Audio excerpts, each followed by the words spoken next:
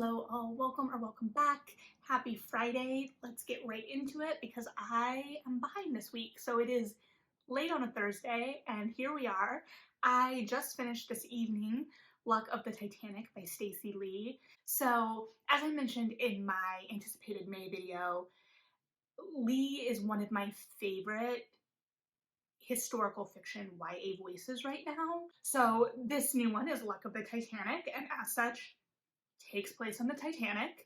And the Titanic is actually an era, I think I mentioned this briefly, that while I think I read a lot of stuff when I was young about it, like middle grade or younger, I haven't really picked up a whole lot recently. And that's probably a lot of things.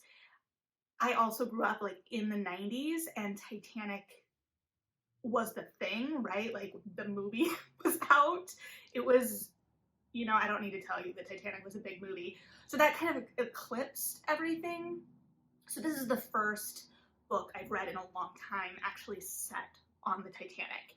And it definitely explores the tensions between the classes on the Titanic as well. Because our protagonist, Valora, is in kind of a position to, or by circumstance as well, to move between the classes on this ship because she was a lady's maid for a wealthy woman who booked passage on the Titanic before passing away, and Val left her employment to seek her brother, who she knew was going to be on the Titanic for like transport to a new job. And so she is trying to reunite with her twin brother, and they have been orphaned.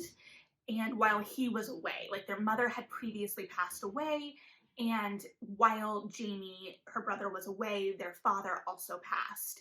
And there is a lot of unspoken grief and tension and a little bit of resentment on both sides a little bit, even though it's not really as explored on Val's side as much until later. She's striving so hard to make this dream she has of them joining a circus a reality because they performed when they were young, and their father, their ba, was part of the impetus for that, but she doesn't recognize Jamie's resentment a little bit of that and his resentment of his father in a way that she doesn't resent him. And he also speaks of how there are similarities between the two and these like high-flying ideas that they have and what it has cost Jamie, what those ideas have cost Jamie in a way that Val has maybe not thought of it in the same way. And, their mother was the daughter of, I think, a like clergyman or something, but she was white and their father was Chinese. And so they have been dealing with racism in England their whole life. And now they're on this ship. And one of the first, lays of the land we get when she is trying to pre-board into the first class as a lady's maid is the Chinese Exclusion Act, which, like, I know that history exists and is awful, and this forces us to reckon with that in a whole new way. And I was like, oh, because I knew the minute that came out, we know what the end of this is, right? We know where this ship ends up. And so knowing the height of the racism, we've got this institutional, legalized racism with the Chinese Exclusion Act that we then also see in tensions on the boat from first class, but also third class, like all the immigration tensions and, hierarchies develop.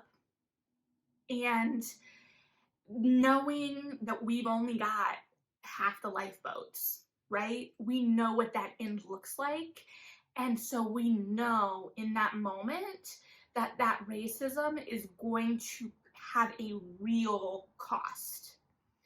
And that was hard for me to grapple with. But going into a book like this too, I'm like, okay, I know there's going to be a cost of some kind. But there has to be, and it's always, I guess, I mean, has to, there doesn't have to be, but I have to go in with that assumption for myself as a reader to kind of protect myself. But the entire time I'm also fighting against my wants as a reader, where I want it to be okay and I want everyone to be okay. So I kind of go in trying to expect the worst, but secretly hoping for the best. I don't know. So the whole book is kind of overshadowed by the knowledge of what's coming, as I think you have to expect in a narrative like this.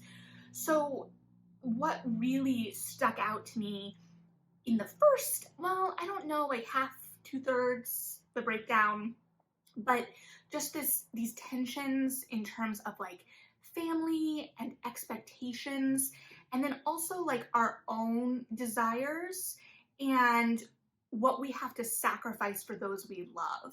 So Val has this really strong dream, and she is fighting tooth and nail for that dream, right? She wants to go to America and be a part, I think it's Ringling Brothers Circus. And she has a plan to get her and Jamie in front of, one of the financiers. I think it's a financer. I know things clearly. And she's scrappy and she's smart and she's willing to take risks to make her dreams happen. But at the same time, she's having to face the reality that her dreams may not be her brother's dreams, and whether she can let that go. This idea of them as a unit, this idea that her dreams include him, and what that tension means, and what love looks like in that situation, I guess. It's also interesting because if you've been with me before, you know that sometimes I'm very susceptible to like awkward situations in fiction. And I'm sorry if you've heard me say that a bunch. And if you didn't know, now you do.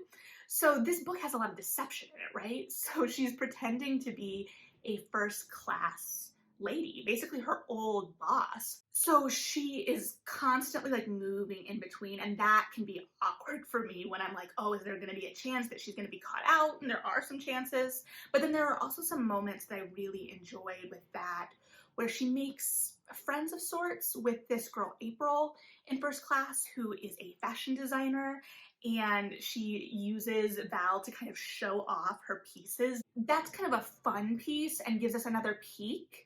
And I will say I was like rooting for some romantic tension between those two in a way I wasn't expecting, because there's also a male love interest in her brother's friend group that is also like appealing. So there's a lot of ways that can go. But what I also really enjoyed with the like clothing subplot is without being too heavy-handed about it. And I realized this framing is you're seeing all my hand talking, so sorry.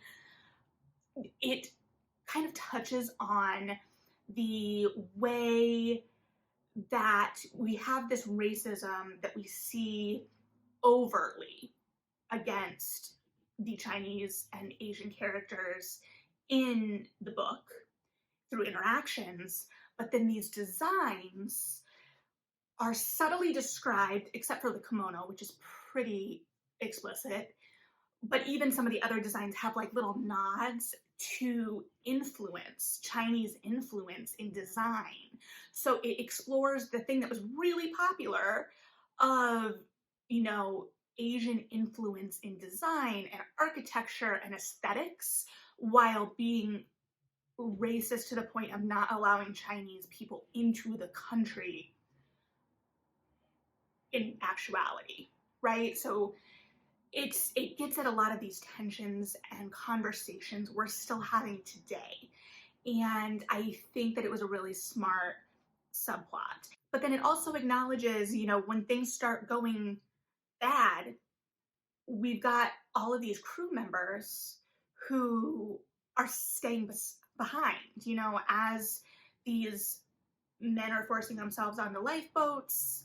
And, I'm not saying that from like I'm ever want to be the person that has to make a decision between who lives and dies, but it does get at the moments where those decisions were being made.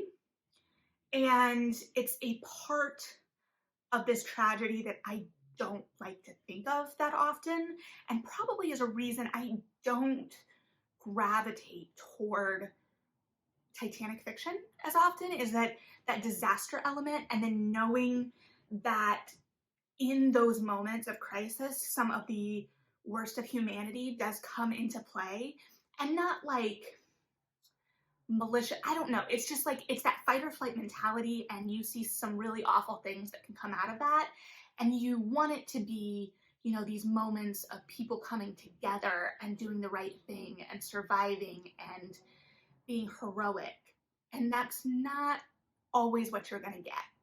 And it's interesting because I feel like the things that I sometimes shy away from in fiction, like disaster and like World War, like it's all the stuff my mom is really drawn to. And I only say that just because it like shows tensions that are subjective, right? Like there are things that other people really, really like. And I'm not saying I didn't like this book because I love Stacey Lee. It's just something that I don't know if I would have picked up if it hadn't been by Stacey Lee. And I think that she offers a new perspective to this that makes it different and fresh. We're not romanticizing the members of the first class in this, even as we get to peek at that luxury a little bit, but we're acknowledging the humanity of everybody on this ship and the fact that a lot of these people didn't survive. Yeah, it's interesting because there were some structural and artistic choices, for lack of a better term, and I can't really go into more without spoiling anything, that I think were really smart. So I'll just say that and leave that as it is, and you can read the book and try and determine what you think I'm talking about. But it's interesting because the whole first part of the book is driven by Val's dream. And all of that goes out the window, really, once the ship starts sinking, which that like what else is going to happen, right? Like you're in survival mode. And I think it's this tension between like, okay, everything we've set up is now stopped, and like how do you build a narrative that has forward propulsion to that plot and feels like there are stakes and there's some kind of weight to it when you know what's coming, and that is going to put a halt to everything. And I think that it was done smartly. Smartly? Go with it. Like there were ways that the like acrobats and just their physicality, they being Val and Jamie, was of benefit to them in their quest to survive. And the relationships that had been established all play into those final scenes. So even when it feels like we are kind of having to abandon a lot of what we built, it's not like those beats aren't serving where we end up.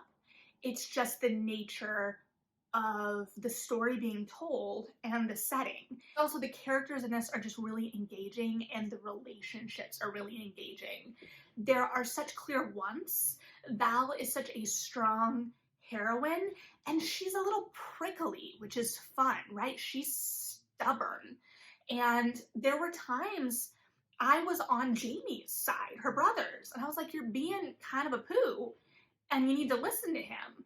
And I think that that's really great because I still wanted her to be happy and to succeed, but I got to see a complicated, fleshed out, plucky girl who was striving to take her own life and future into her hands and knew that she had to make that happen and wanted her brother along for the ride. And then like how she interacted with everyone else as well. So the characters were so engaging because they were dynamic and they had flaws. And those flaws fleshed them out, gave them tensions with other characters, right? Like, and that feels like it's also obvious, but they just had a lot going on for them, and I really appreciated that. And really, really enjoyed the characters in this one, which is why it's hard because you know bad things are coming. But I think that this really helps establish Lee.